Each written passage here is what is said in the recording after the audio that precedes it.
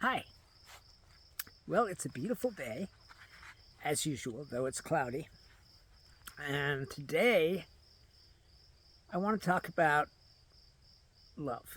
Now, I've talked about love before in videos. I admit that's true. And so, really, I want to talk about unconditional love. Now, I know a lot of people have experienced love, but really, most of that love, 90% of that love, is conditional. Meaning, if you, for instance, hurt someone, they're not going to love you anymore. Okay? Not that I suggest you hurt anyone, okay? But that's just the way it is. Or if you're rude, or if you're violent, and generally speaking, unless, they're insane, they're not going to love you anymore. And so, therefore, that's not really love as such. So really, most people on this planet have not really experienced love. Because once you have real love, you know it, okay?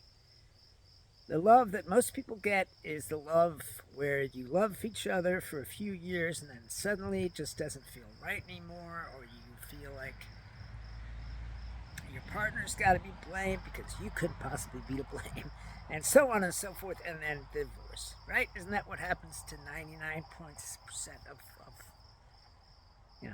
people out there? Even if it's not divorce, even if it's just you split up and you got to find somebody new, right? So what is unconditional love? Well, unconditional love is the love that comes from God, okay? And if you are awakened, then you can feel that love. That's the whole point of getting awakened, to feel the love of God. Now, I've taught you about how to get awakened by accepting what is and letting go of what you're holding on to. Now, I know that's hard. I'm not saying that's not hard. What I am saying is that the benefit you get from even trying to do that is once you actually get some space between you and whatever it is that's going on, and you stop thinking, you can feel that love. Okay, I know it sounds, impossible. You can't do that, but that's what you can do. Okay, you can feel the love, and feeling that love is everything. Okay, once you feel the love, you know what you want, and you're going to keep going. Anyway, so how do we still our thoughts? How do we get to the moment, the place of stillness? By realizing that you are not the one doing the thinking, And so, hey, that's just the way it is. You're not doing the thinking. You're being thought to. You can hear the thinking, okay, inside your head, all right? But you can't affect the thinking because you're not doing the thinking. Now, I know that seems crazy. What do you mean I'm thinking? I know exactly what I'm thinking about right now, blah, blah, blah. Well, then how come your thinking is so negative all the time? How come you're constantly telling yourself what a piece of shit you are? I hate using those words, but that's what people tell themselves, okay? Because you cannot control the thinking, okay? I've heard so many people tell me, oh my God, thinking is so terrible. I think about all the terrible things I've done in my life. I think about all the mistakes I've made, so on and so forth. And the reason that you feel that way is because the mind or the ego, the entity that is pretending to be you, is an entity. It's not you. It's just this thing that we needed when we were primitive, okay, and just stuck around. And awakening is simply getting rid of that.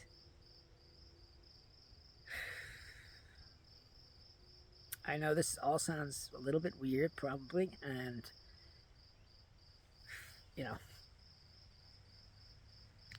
you may be thinking, this guy is not quite right. Well, maybe I'm not. But you know what? I've felt God love. I felt God's love. That's what I felt, okay? And you can too, by stopping the thinking. Realize that you're not doing the thinking. The thinking is not being done by you.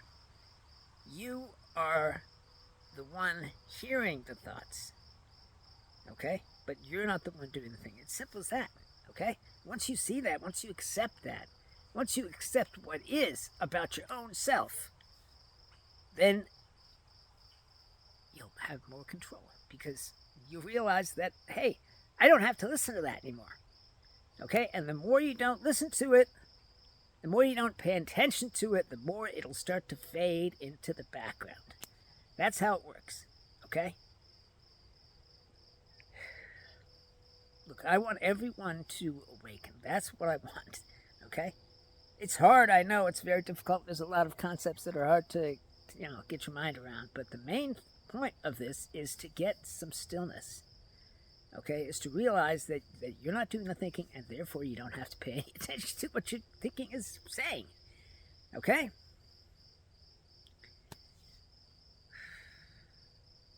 So, you need to accept that that's the case. You need to accept it down to your marrow, okay? And then you can start to feel the unconditional love. Once the thinking stops, then guess what takes its place? Love. That's what. Love takes its place. Love and being. And you are a creature of God's love. Whether you think you can feel God's love or not, which probably you can't unless you're on the path of awakening, you are still a creature of God's love, okay? And nothing that you have experienced in your life will prepare you for God's love because it's pretty great, okay? I don't know, I've felt love many times, obviously. That's like everyone else, okay? But it always ended badly. That's what it is, okay? I don't want that to be the way it is for you, okay? Once you have love, once you feel that love, and you can feel it whenever you want to, okay? Then you don't need love. You don't need another person to complete you because you are complete. Because you are a soul. God made you. God put you in your mom's stomach. Then all this stuff grew around you. But the soul, the part God made of you, that's the part that He loves. Everybody says God loves you, right? Now, what do you think He loves about you? The flesh? No. The mental crap going on? No. He loves your soul because it's part of Him.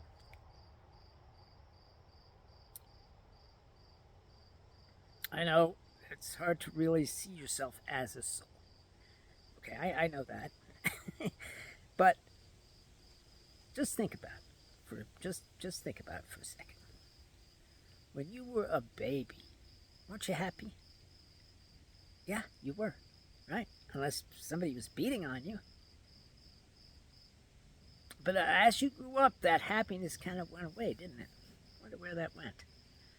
Well, it went because you started thinking. Right? That's what it was. And it wasn't even you that started thinking. It was your ego, your the thing that makes you think, the thing that does the thinking. I'm not saying you can't think without an ego. You can. You can think without an ego. But the ego is like this big presence in your head. Okay? And it is shouting thoughts. Okay? So your thoughts that you want to think are just muted by the shouting of the ego. Okay?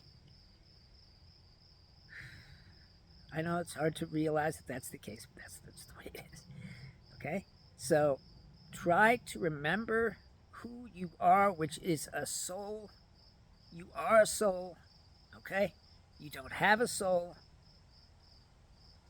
And remember that God does love you. What part of you does He love? He loves the soul. And that's who you are, right? So when all this thinking happens, this terrible, condemnational, negative thinking goes on in your mind and makes you feel unhappy and depressed, you need to say, wait a minute, this isn't me. I'm not the one doing the thinking. I am just being thought at. I remember when I was a kid, my mom would just yell at me about stuff because I was, messy kid. That's what kids are, they're messy. Okay? And she would yell so loud that she scared the shit out of me. Okay? She was like an ego to me. And that's what your ego is doing right now. It's yelling at you about how terrible you are. And why is it doing that? It's doing that because you haven't become great. That's what the ego wants. It wants you to become great. It wants you to achieve something.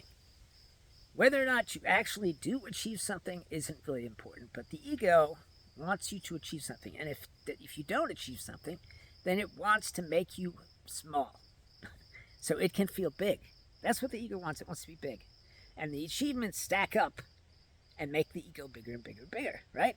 And when you don't make those achievements, for whatever reason, not necessarily because it's your fault or you're less good than other people, but whatever, okay, then your ego wants to make you feel small, okay? And it does that by condemning every action you've ever done. And it knows all the actions because it's been there watching, okay? And it's also making the actions too, because the actions are basically thoughts that are put into action, okay? It's hard to realize that your entire life, basically since you were 5 or 6, has been this ego, this, thing in your head doing these things. I know it's hard to believe it, isn't it? It's impossible. How can this thing be in my head doing these things and not doing what I want to do? Why is it so hard to figure out who you are? Have you ever felt like, I don't know who I am? I have. And the reason you don't know who you are is because there's a thing in your head that's making you feel bad. Okay? And saying that you are a little,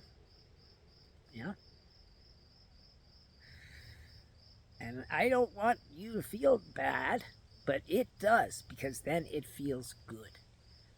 Okay? You've heard of people who do things to other people in order to feel better about themselves, right?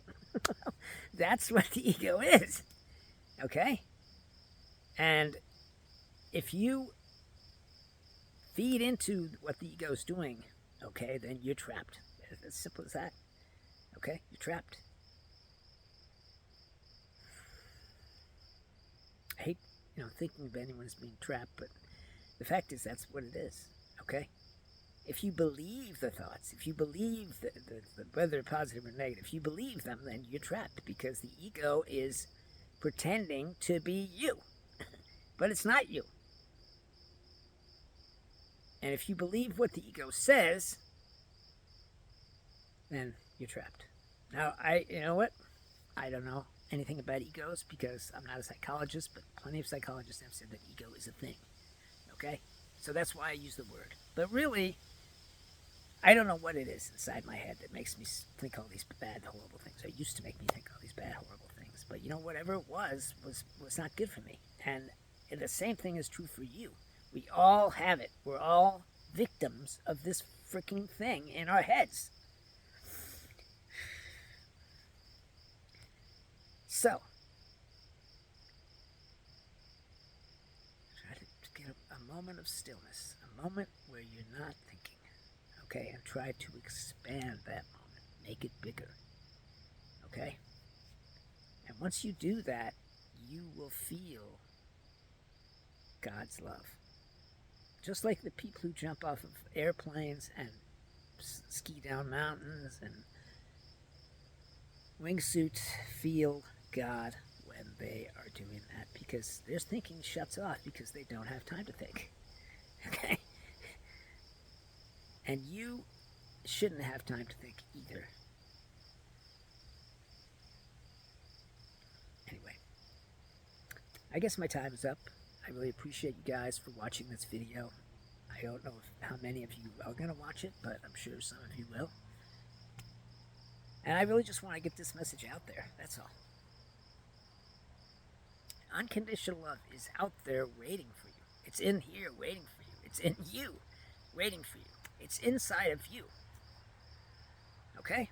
That's where it is. It's not out there, it's in you. Okay? You just have to recognize that you're not the one doing the thinking. You have to recognize that you are not the one in charge. We all like being in charge, don't we? I love being in charge. I love being in charge. But you know what? The fact is, we're not in charge. The ego is in charge. That's the way it is. Okay? And as long as we think that we're the ones doing the thinking, which we do think that, absolutely, then we're trapped. I love you guys. In fact, I love everyone. Because you're all souls of God. And I'm a soul of God. Yes, I'm in this body right now, and you're in your body, and so on and so forth. But nonetheless, we are all souls of God, and we've all been in the same place. Okay? The source. And that is where we are going to be bound again once these bodies decay.